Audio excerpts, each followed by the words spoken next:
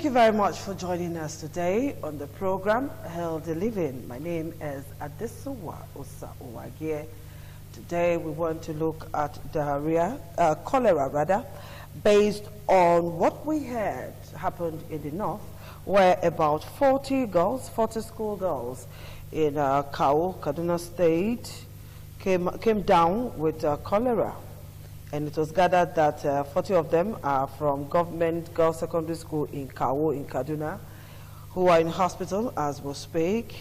And there's no official statement yet from the government or health workers since this happened. And we also know that about 39 recorded cases are being handled now, and the real cause is yet to be confirmed. One will begin to wonder, why should we still be having outbreak of cholera in Nigeria? Anywhere at all, you know, with the state of art or state-of-the-art health facilities that we're so to have in this country, with the number of doctors that we have, with the number of enlightenment campaigns here and there, with the number of so many good things going on, people will just be wondering, why should we still have cholera in Nigeria? Well, I have a doctor here who is going to tell us why we still have cholera in some parts of Nigeria. And he is a senior registrar, internal medicine, University of Benin Teaching Hospital, Dr. Godfrey Inodiana. It's nice to have you join me today. Thank you very much, ma'am. Okay, I was saying before that people will still wonder why Nigeria, the giant of Africa, so to speak, will still come out with outbreak of cholera, whether in the north, in the south, in the east or west. Well, Nigeria is in the region of the Africa, and we are also known to be in a developing country.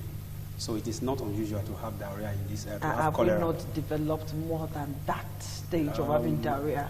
The level of education of the people matters a lot, and that will also be the reason why we still have this kind of epidemic in our nation. Okay, Doc. So what is cholera? That is our main focus today. What is cholera?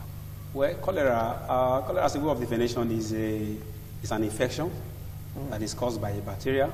Okay. And it's a World Health Notifiable Disease.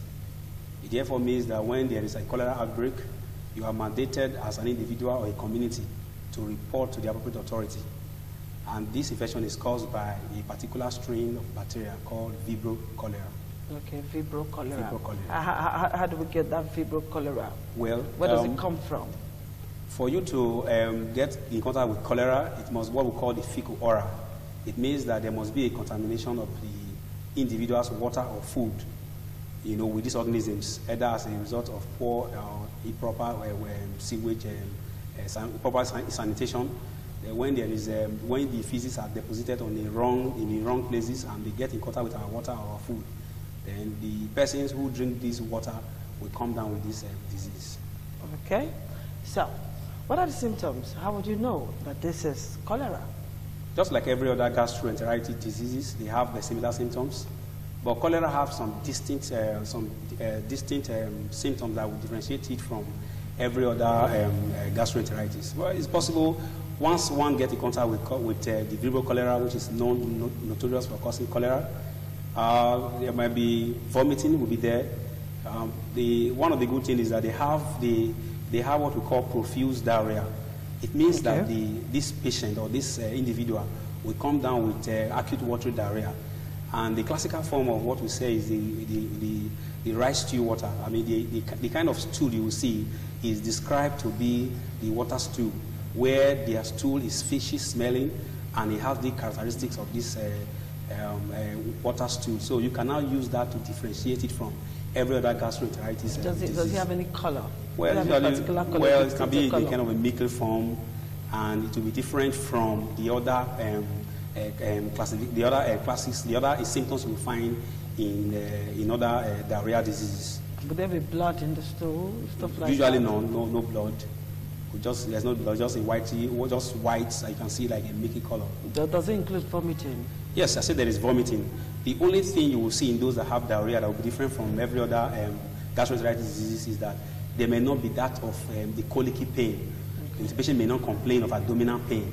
So when you see a patient who maybe have traveled to the region where cholera is endemic, and it's coming down within a few hours, between let's say 5 hours to few days, with a profuse watery diarrhea, and you look at the stool of this patient, then you can make a diagnosis clinically that this patient may have diarrhea on cholera until proven otherwise. So apart from these two you've mentioned, any other symptoms? Any fever?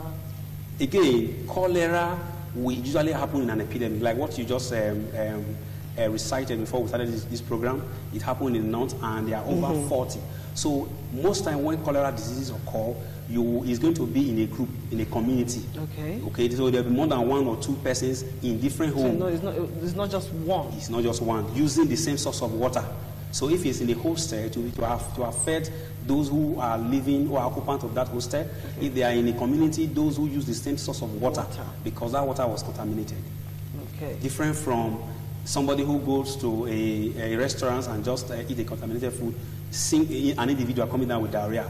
This is not an epidemic, it's just an individual isolated cases. Why that of cholera, usually you find them in an epidemic where you report more than 1, 10, 15 cases, all living together and using the same source of water. So how would one know if one is suffering from cholera, dysentery, diarrhea?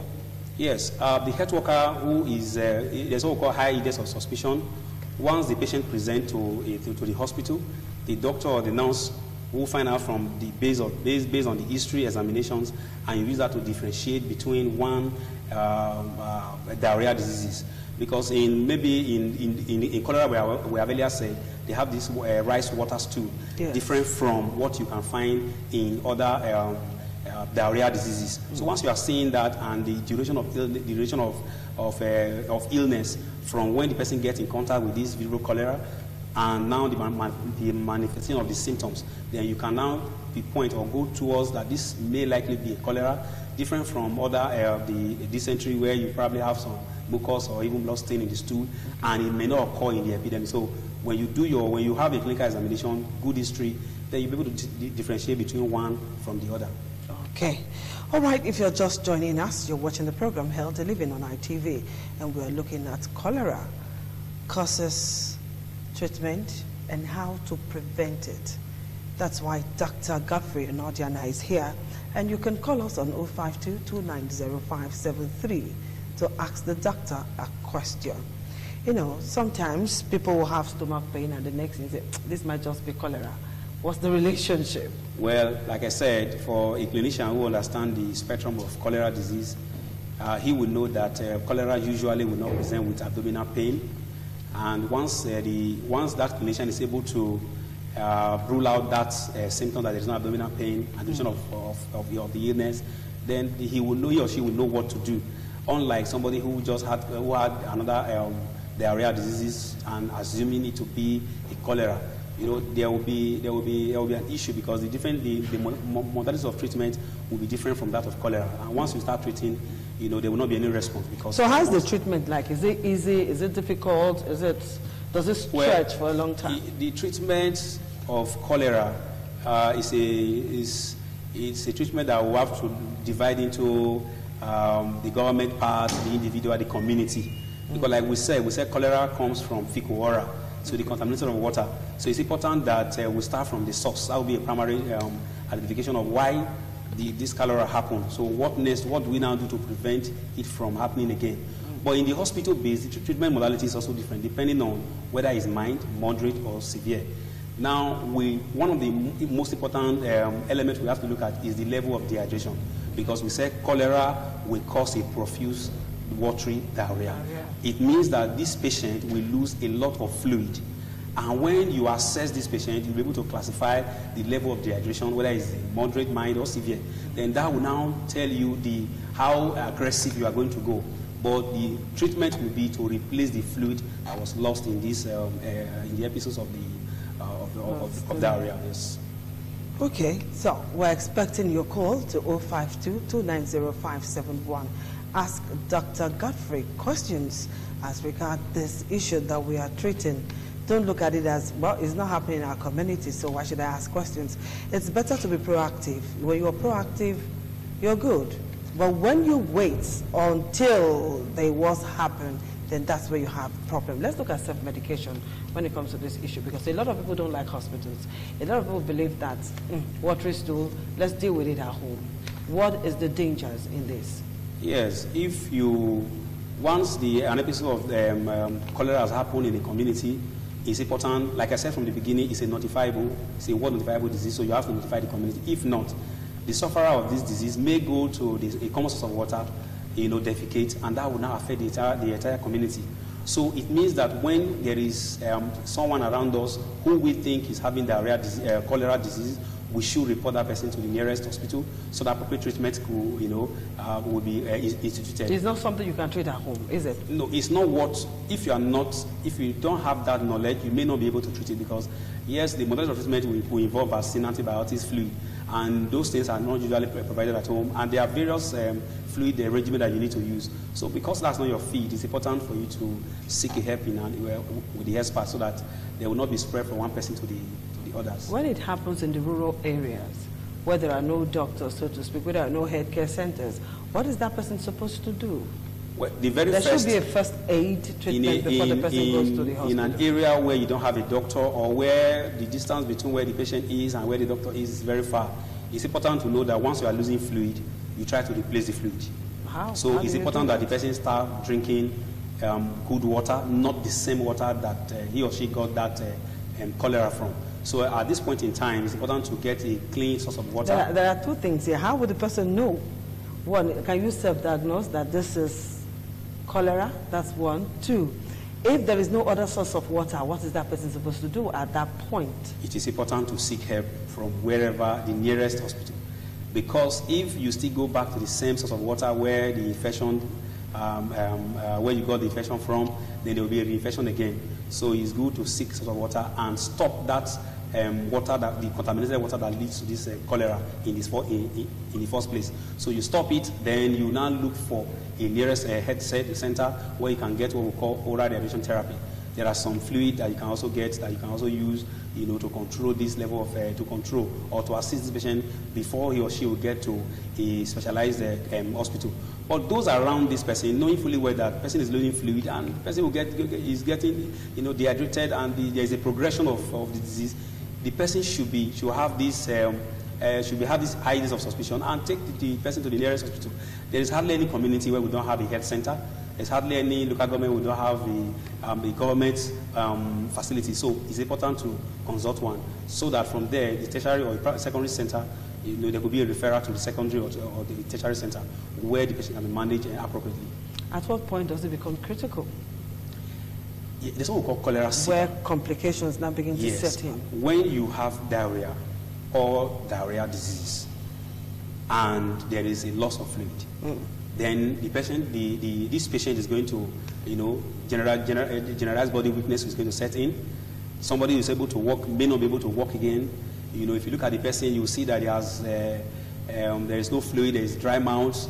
It is important at that point in time to know that we are entering a critical stage, and the person will need, an intervention from a specialized center.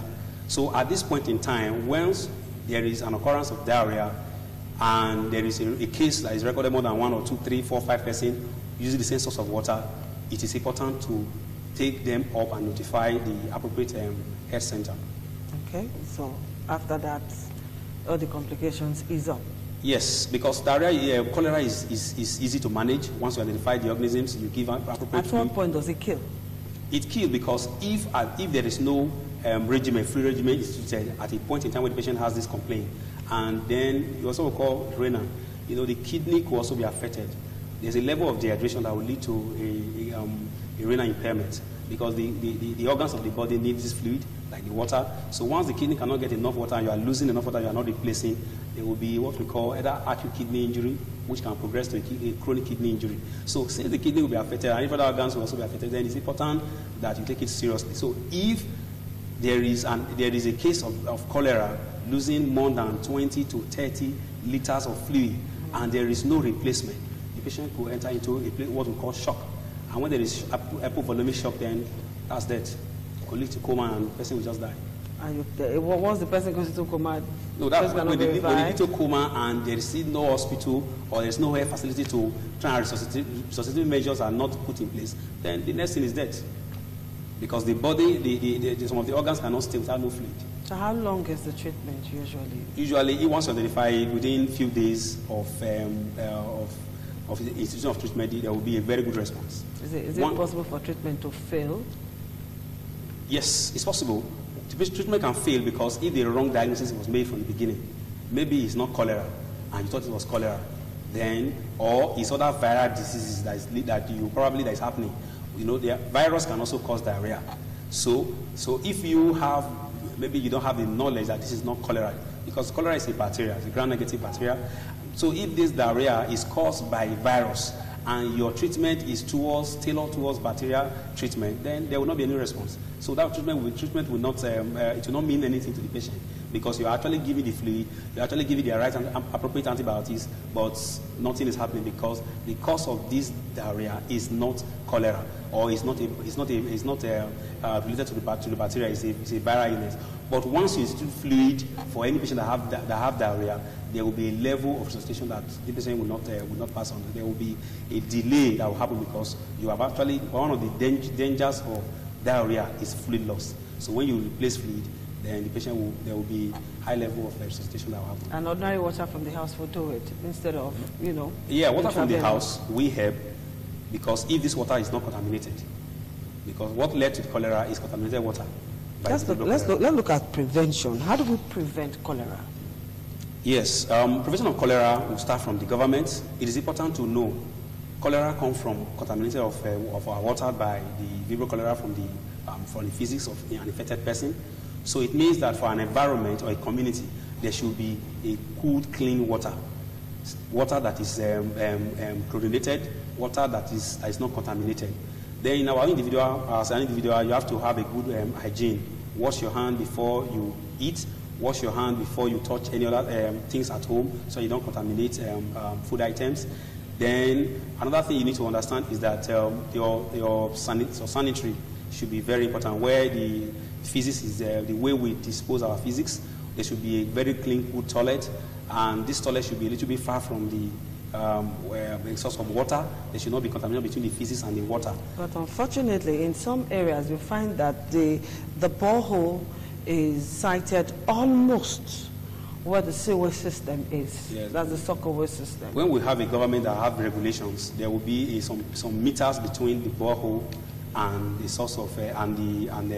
Don't forget that a lot of landlords are Shylock landlords these days. They want to conserve space. So that's true. That's just run it this way. But because of our health, because of health implications, we should keep that in mind when we are constructing our borehole, so that we don't have a contamination between our water and our physics.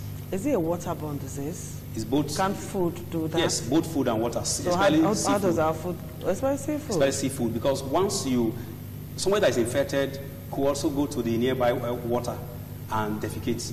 And that defecation will go around, and the sea animals could also have a contact with this physics. And these animals inside the water, it is harvested by one or two persons and maybe packaged without you not knowing. Then cholera will be there. So once cholera sets in, you have to look at the source of this cholera. Is it coming from food? Is it coming from water? So that is why it's important to see an expert who will take a very good history and examination and know where this source of infection is coming from. Once you identify the source, you are actually preventing every other person in our environment from getting in contact with these deadly diseases. Okay, the program is Healthy Living, and we're looking at cholera, causes, prevention, and management. And doctor just talked about preventive measures that you can, embark on, preventive measures that you can adopt to make sure that you don't get this. So we want to appeal to landlords and other persons who have their boreholes sited very close to the sewage system to please do something about it, so that we don't come down with it. You may say that everybody in your house is free of cholera. What if you have visitors who travel from far and wide to come and visit you, and maybe that's somebody? Is it possible for someone to be a carrier? Yes, you carry it, you don't know that you have it. That's why when you are talking about the community where you have if somebody is going to the place you just reported, usually you advise the person to be vaccinated. Not that the vaccine, there's a vaccine, but Most people will not be protected by that vaccine, but there's some percentage of persons who take that vaccine that also have some level of prevention. So any persons coming from the endemic area, the persons should be supposed to be screened before. That's why. Do we have all of that? We don't really have. In the management of cholera, you see that they will say barrier nursing. Try to a situation whereby you try to prevent others, because water is essential to life, and at the end of the day, you need to go to toilet. So you need to prevent others from getting in contact, because once you now have more than 2, 3, 10 cases in your hand, it is now difficult for you to manage. So there is a vaccine, there is a role of antibiotics, there is a role of fluid, but all these cannot be done at home. It's only in the hospital where you can, an appropriate, a well-trained health personnel can now tell you the different modalities of treatment. But if you're at home, nobody will know what to actually give you. Okay, let's hammer more on first aid, especially where children are involved.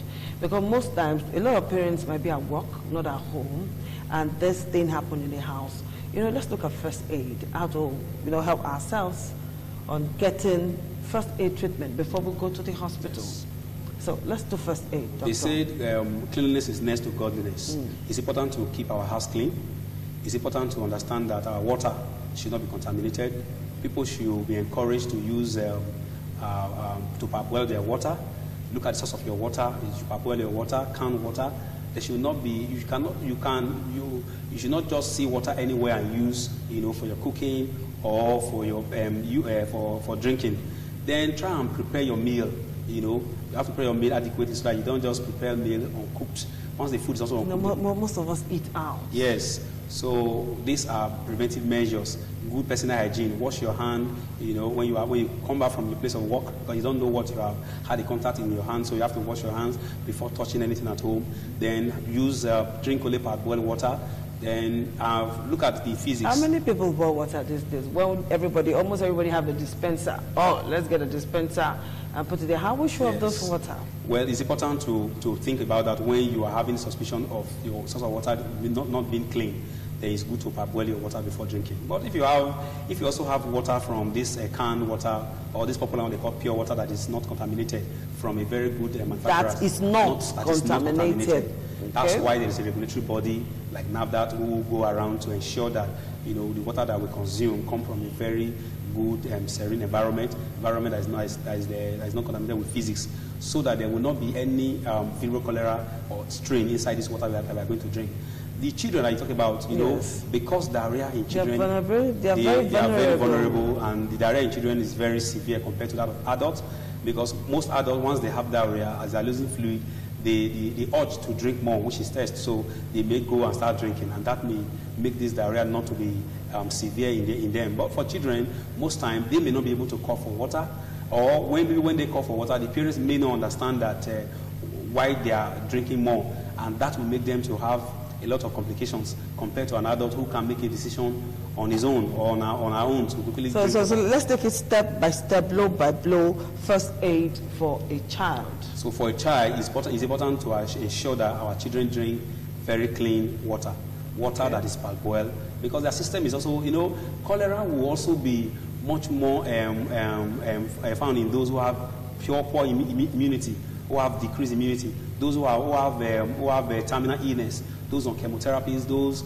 who also have other diseases, other infectious diseases. So because there is already a reduced immunity, this patient or these persons they are highly vulnerable to this cholera. Once there is an outbreak of cholera, the way it will affect them will be different from the way it will affect the general populace. So it's important for us to ensure that our children drink a very clean water, devoid of febrile cholera. It's also important for us to parboil water for them, because their system may not be able to, the acidic content in our body for the adults may be able to withstand this vibrio cholera in our body, but for that of a child, they may not be able, and that will make them to come down easily with this infection.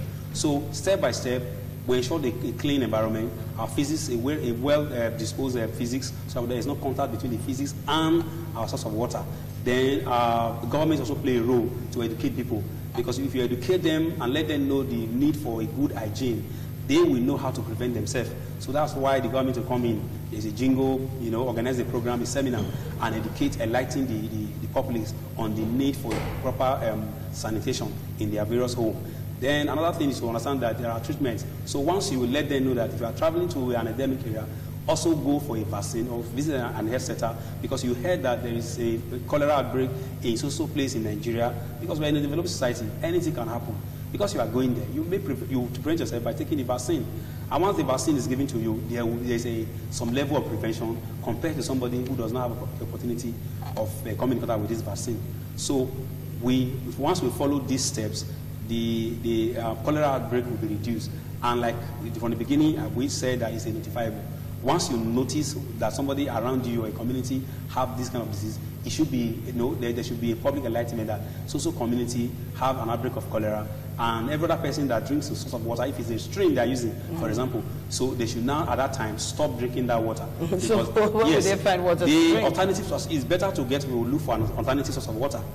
Source of water is better than having a disease. By the time you're in a community of 50 or 500 people using the same water, and everybody is coming down with the same disease, then you stop the water for a while, then go for another source of water. It's better compared to where you continue and everybody come down with the same disease. So how long can one get sick with cholera before the person dies? Well, for the person, it depends. Cholera, once you have this cholera, we say that it will lead to severe dehydration. Yes. So it is that severe dehydration that will lead to coma and shock. Once the person is in shock, every other organs will be affected. There will not be perfusion to the various internal organs of the body, because at this point in time, the person has lost more than 20-30 liters of fluid, and it is within a short period of time. So the body may not be able to recover from the loss of this fluid. And when there is a loss of fluid, the electrolyte, what we call some elements in our body, potassium, sodium, this element, chloride, they are very important, for the function of the cells. And once this potassium, they are lost in the fluid, in the fluid during diarrhea, then this patient will start having manifestation of different symptoms. Like I said, the kidney is number one. Once there is no fluid in the body, there will be kidney injury. And when there is kidney injury, that means the person cannot make urine. And once you cannot make urine, that's another disease of its own. So cholera progression will affect other diseases in the body. That's the complications now. So now, from just the gastroenteritis, from the stomach alone, mouth to the stomach and the anus, now it has spread because the complication has now affected other organs of the body, like the kidney now, because you have lost fluid. And when you lose fluid and you lose some basic elements in the body, then these elements also have their functions. If it doesn't have what they do in the body, they make the cells to work effectively. So once they are lost, then there will be a dysfunction, and the cells cannot more function. The tissues cannot more function. The organs cannot more function. Why they cannot function in a synergy? Then next is the person will now be in a state of coma, and that will lead to death. So a child who has already come down with cholera, how do we manage that child before we go to the hospital? The child is already down. The child is stooling, the rice watery stool and stuff like that. How do we manage that child before we find help? Very important. Once you start seeing that in a child, even if it is not even cholera, once a child is now vomiting, passing watery stool, excessively, that child should be taken to the nearest hospital. Because the child may not want to drink the oral rehabilitation therapy, which is one of the most important fluid regimen. Okay. I think we have a caller on the line. Hello, caller. Good afternoon. Hello, good afternoon. Good afternoon. Please tell us your name. My name is Charles Gunovia, calling from Benin. Okay, Mr. Gunovia, how are you today? Yes. Okay. Please, I want to ask the doctor the difference between the symptom of verbal cholera 01 and the difference between verbal cholera 01 and verbal cholera 0139. What is the difference between the two cholera? Okay. Verbal cholera 01 and 39. Verbal cholera 0139. The difference between them in terms of symptoms in the patient.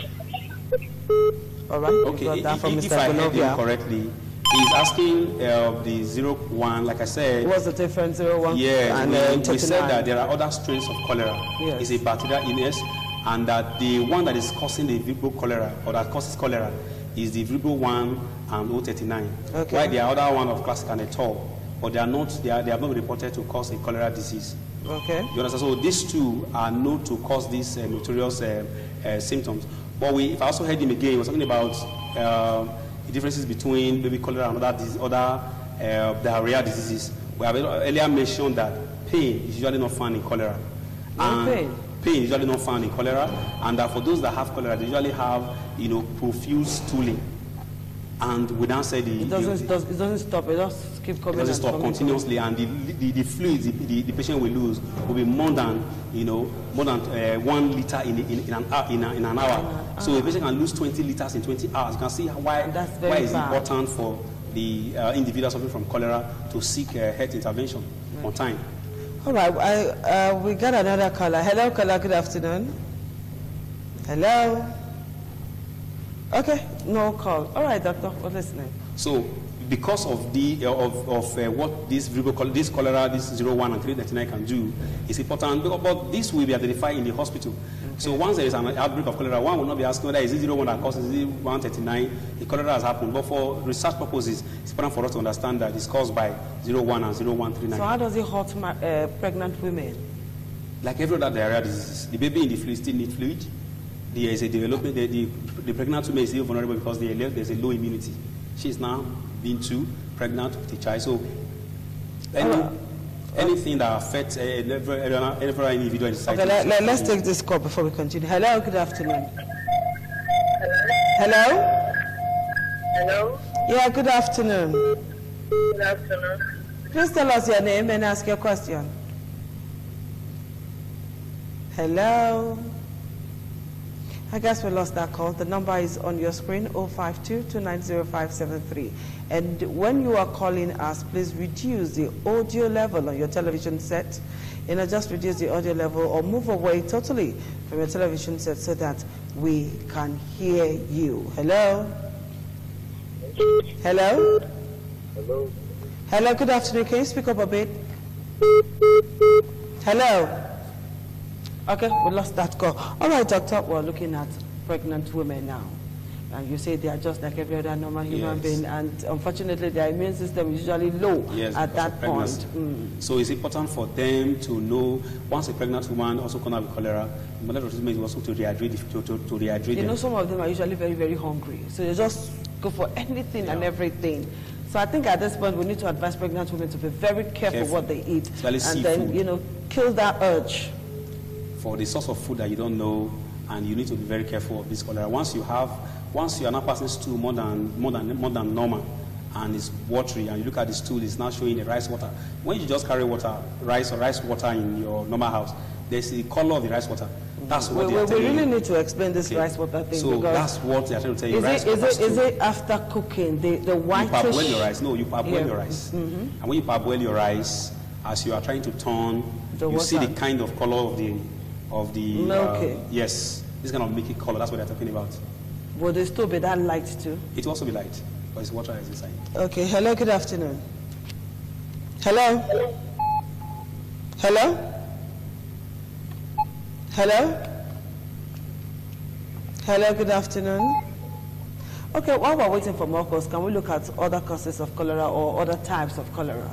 Yeah, we've already said that there are various strains of cholera. We have the classical, the Ator, the 01, and the 0139. And we said that these two are notorious for the disease condition. And that's the 01 or 39? Yes, the 01 and 039.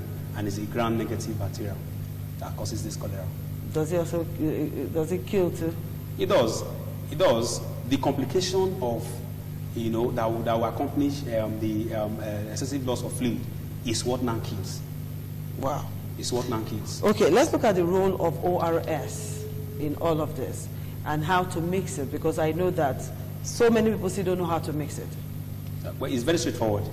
For children, the oral radiation therapy is usually advocated for children, and even for an adult. It's not as if it's only for children, both adults and children. So it's just important for one to get. We said that when there is excessive loss of fluid, yes, there will now be what we call electrolyte imbalance.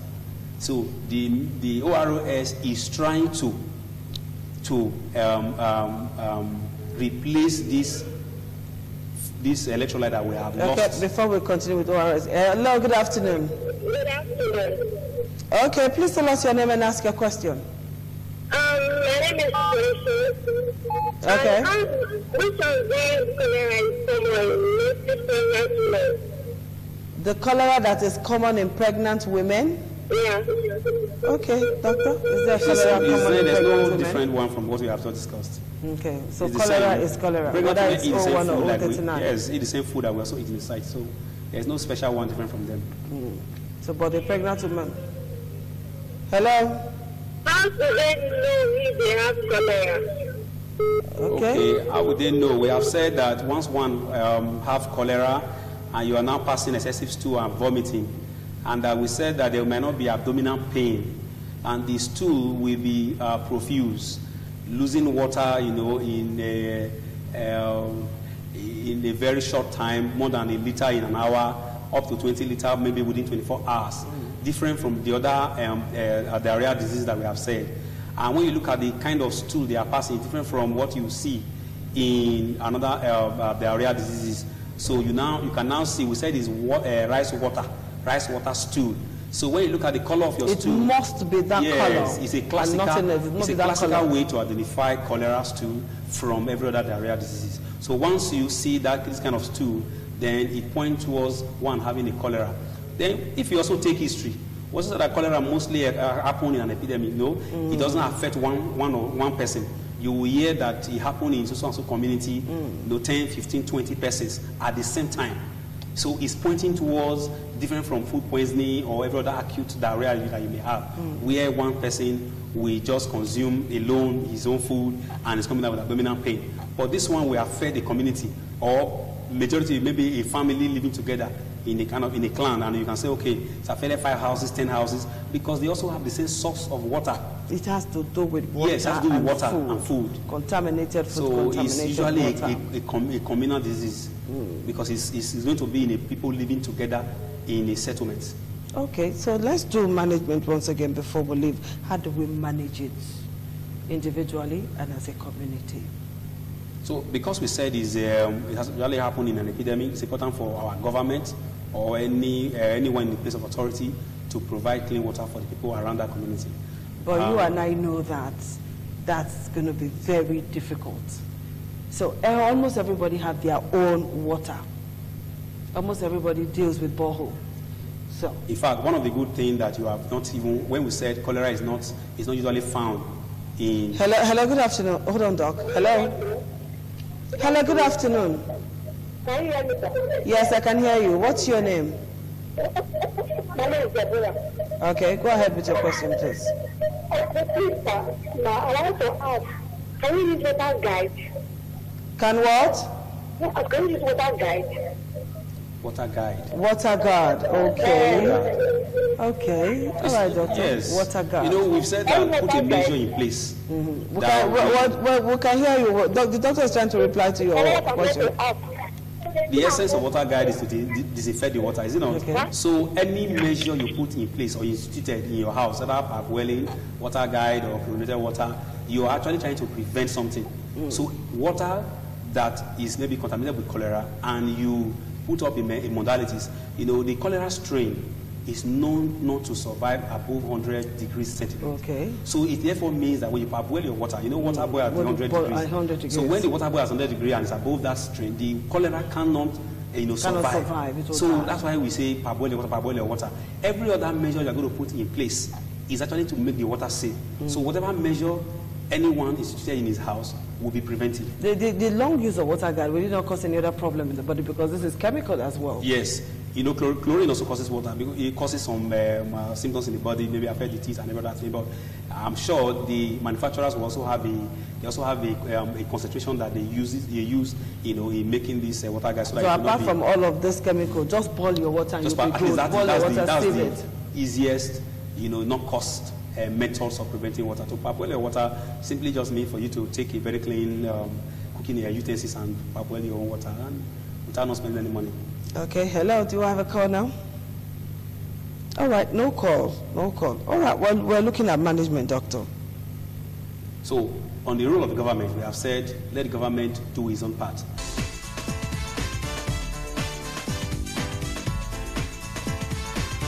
Thank you very much for joining us on the program, Healthy Living. What is the kidney? The kidney is an excretory organ in the body, which is for metabolism. Tuberculosis affects many organs in the body, but the common ones it usually affects is the lungs.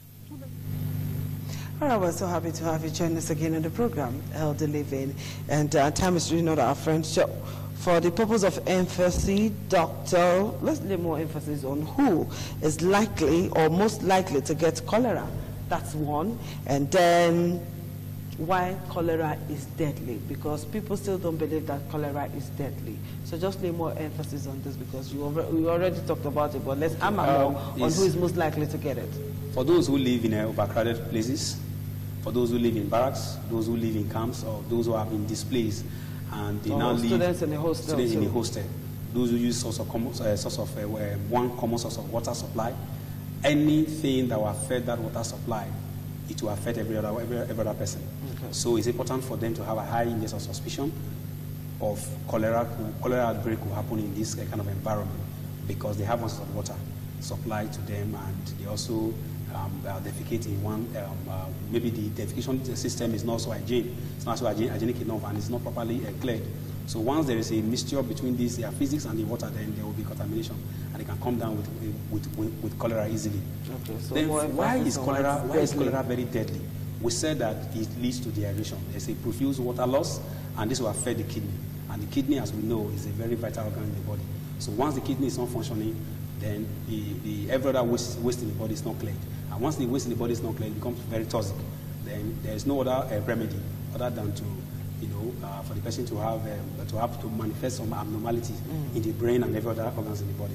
Okay. So it's important for everyone who have been exposed to cholera to come to go to the hospital on time, present on time to a very good facilities, so that the cholera can the good diagnosis can be made, important tests could be done, and appropriate measure of treatment will be instituted. Once this is done, the deadliness of cholera will be avoided. If not, it could have some fatal effect on the community. So it's very important. It's very important go straight to the hospital on time. Very important. Make our water clean. Make sure we drink clean water. Live in clean environment. Very, very. Then avoid overcrowded place. Yes. And peradventure you live in somewhere that is very crowded, like hostel, camps, barracks, and all that. Be very sure that your water is not safe. All right, people. As you've heard it all from the doctor, please be careful. Your health is your wealth. If you're healthy, you're wealthy, and the nation will be a better place for you and I. So thank you very much, Dr. Godfrey Nodiana, for being part of us today on the program Healthy Living. We'll see you again next week with another topic. Until then, please play safe and be healthy. Bye for now.